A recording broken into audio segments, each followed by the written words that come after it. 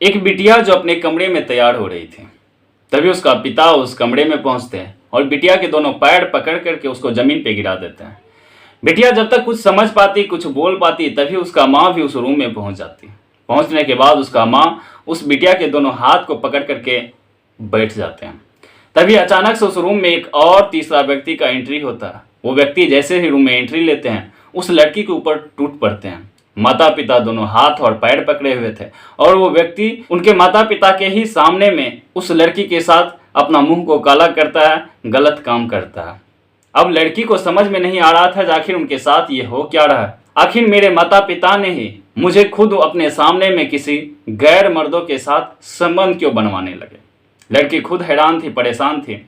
जब ये मामला पुलिस वाले तक पहुंचता है और जब पुलिस वाले इस पूरा घटनाक्रम के बारे में खुलासा करते हैं, जब इंटरनेट और सोशल मीडिया की तरफ से लोगों को पता चलता है, तो जो भी लोग इस पूरा घटनाक्रम के बारे में जान रहे थे, सारे लोग हैरान और परेशान हो रहे थे कि आखिर एक माँ बाप अपनी बिटिया के साथ ऐसी गंदी हरकत कैसे कर सकते हैं।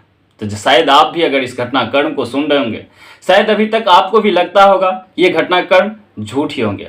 शुरुआत के दौर में जो लोग भी इस घटनाक्रम के बारे में सुन रहे थे, जान रहे थे, सारे लोग झूठे ही समझ रहे थे। लेकिन जब ये पूरा मामला को लोग समझते हैं तो शायद लोगों को अपने कानों और आंखों पे भरोसा नहीं होता है। लोगों को शायद उस रिश्तों से भी भरोसा उठने लगता है जिस रिश्तों को दुनिया का सबसे पवित्र रिश्ता कहते हैं। आखिर समझते हैं आज की इस पूरी सच्ची घटना को। राधे राधे, नमस्कार, सत श्री अकाल। मैं हूँ कोमल यादव। आज की जो सच्ची घटना है, ये घटना है उत्तर प्रदेश का। उत्तर प्रदेश का एक जिला पड़ता है सहारनपुर, और इसी सहारनपुर जिला के अंतर्गत एक थाना पड़ता है, एक कोतवाली, देहात कोतवाली, और जिस कोतवाली के अंतर्गत का ही ये पूरा घटनाक्रम है। 23 मार्च 2023 के दोपहर के समय में एक लड़की सीधे दौड़ी दौड़ी देहात कोतवाली पहुंचते हैं। जैसे ही कोतवाली पहुंचते तो सीधा उस कोतवाली के जो ऑफिसर जिस चैम्बर में बैठे हुए थे वहां जाने लगती है। अब बिना इजाज़त के उस कमरे में जैसे वो जाने लगती है तो वहीं पे कुछ बैठे हुए सिपाही उस लड़की को रोकने का कोशिश करते हैं, लेकिन तब तक में वो लड़की उस ऑफिसर के चैम्बर तक पहुंच गए थे। जैसे ही सिपाही उनको हाथ पकड़ते हैं, ऑफिसर बोलते हैं कि रुक जाओ, ये लड़की अगर यहाँ तक आई है तो कोई ना कोई कारण होगा। वो लड़की को सीधा अपने चैम्बर में बुलाते हैं। चैम्बर में बुलाने के बाद वहाँ पे और कुछ लोग जो स्थानीय बैठे हुए थे उसको बैठाते हैं, और बैठाने के बाद उस लड़की से पूछता है कि आखिर बेटी काम क्या है जो तुम इतनी धूप में और दौड़ती हुई सीधा मेरे चैम्बर में आ गई हो। बिटिया को जैसे ही पूछा जाता है तो बिटिया रोने लगती है। अब वो जब लड़की रो रही थी तभी कुछ वहाँ पे जो सिपाही थे वो पानी लाते हैं। पानी लाने के बाद उस लड़की को पिलाया जाता है।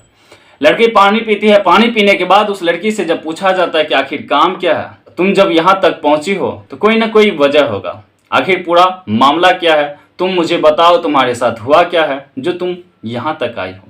लड़की बोलती है कि साहिब, मेरे माता पिता ने ही मेरे साथ गलत काम करवाया है, मेरे साथ बलात्कार करवाया, और वो भी अपने आंखों के सामने भी।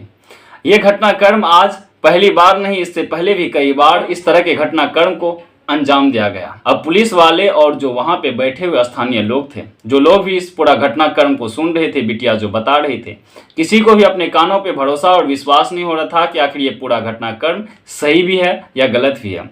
पुलिस वाले और लोगों को लग रहा था कहीं ये लड़की अपनी मानसिक स्थिति को खो नहीं गई है। लेकिन तभी कुछ लोग पहचान करते कि साहिब ये पास के ही गांव की रहने वाली लड़की है। अब लड़की भी बताती है कि मैं साहिब इसी गांव की रहने वाली हूं और मैं शादीशुदा भी हूं।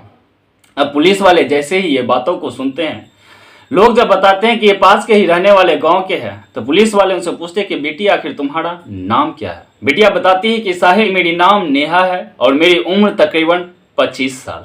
और पूछा जाता है जब फिर तुम्हारे साथ हुआ क्या।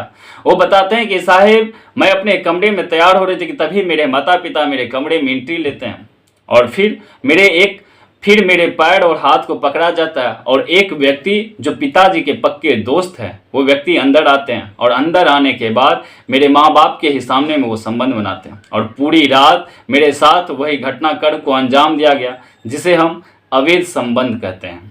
अब बिटिया की जब ये बातों को सुनता है तो शुरुआती दौर में तो किसी को भी इस बातों पे भरोसा और विश्वास नहीं हो रहा था, लेकिन फिर पुलिस वाले सोचते हैं क्यों ना एक बार इस पूरा घटनाक्रम के बारे में जानकारी लिया जाए, आखिर इस पूरा घटनाक्रम में सच्चाई क्या है, या ये लड़की जो बता रही है ये सारे बात गलत है। अब पुलिस वाले भी तुरंत उस लड़की को अपनी गाड़ी में बैठाते हैं, और गाड़ी में बैठाने के बाद लड़की के घर पे ले जाते हैं। लड़की के जैसे ही घर पे जाते हैं तो घर पे जाने के बाद उनके पिता को गिरफ्तार करते हैं। गिरफ्तार करने के बाद उस व्यक्ति को भी गिरफ्तार करते हैं जिस व्यक्ति के बारे में बताया गया था कि वो उनके पिता के दोस्त थे। दोनों को गिरफ्तार करने के बाद दोनों को थाना लाते हैं।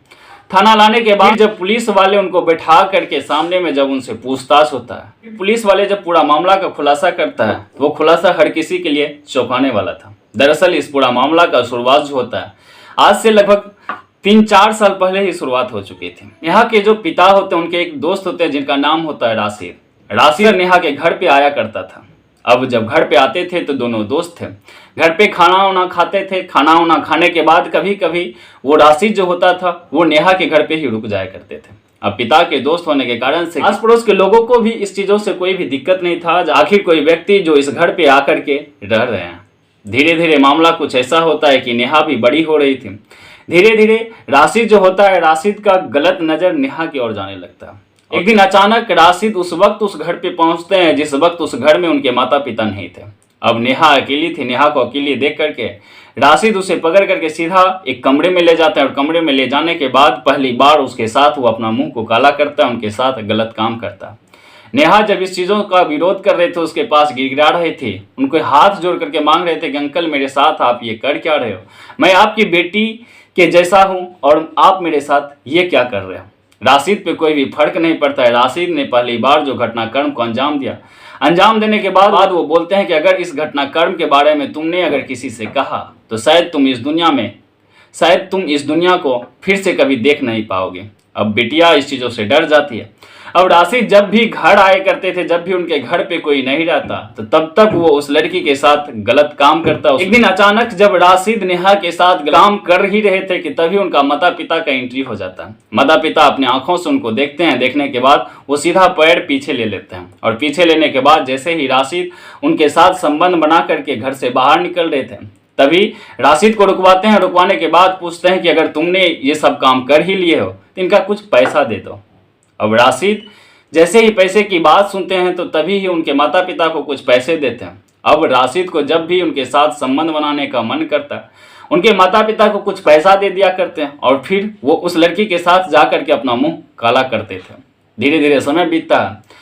उनके जो माता पिता थे वो सोचते हैं कि बिटिया बड़ी हो गई, क्यों ना बिटिया की शादी कर दिया जाए। फिर पास में ही एक गाँव में उस बिटिया की शादी होती है।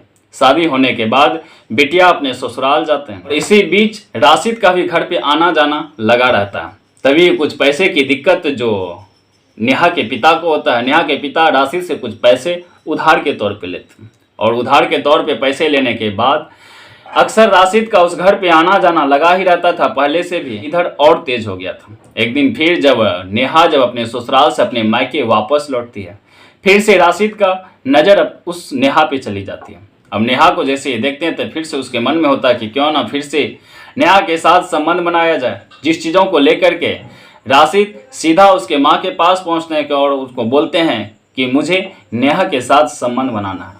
वो बोलते हैं कि इसके लिए तुम जो भी पैसा मांगोगे, जितने भी पैसे चाहिए उतना पैसा मिलेंगे, जितना कहोगे उतना पैसा मैं देने के लिए तैयार हूँ, बस मुझे नेहा के साथ संबंध बनाना। और इतनी बात होती है कि तभी पैसे की एक डील होती है। डील होने के बाद माँ सीधा नेहा के पास पहुंचती है। नेहा के पास पहुंचने के नेहा को बताती है कि तुम राशिद के साथ संबंध बनाओ। अब नेहा जैसे ही अपने माँ के मुंह से ये सारे बातों को सुनती है तो नेहा को भी भरोसा और विश्वास नहीं हो रहा था कि आखिर माँ ये क्या बोल रही है। वो सीधा तौर पर बोलती है कि माँ तुम कहीं पागल तो नहीं हो गई हो, आखिर तुम बोल क्या रही हो, मैं शादीशुदा हूँ और कल के डेट में अगर मेरे पति और मेरे ससुराल वाले को इस घटनाक्रम के बारे में पता चलेंगे जो उनकी बहू किसी अन्य गैर मर्दों के साथ शारीरिक संबंध बनाते हैं तो फिर मेरा इज्जत और फिर मेरे परिवार वाले लोग मेरे बारे में क्या सोचेंगे। लेकिन उनकी माँ जो होती है उनको ज़बरदस्ती कहता है कि तुम्हें उनके साथ संबंध बनाना ही पड़ेंगे।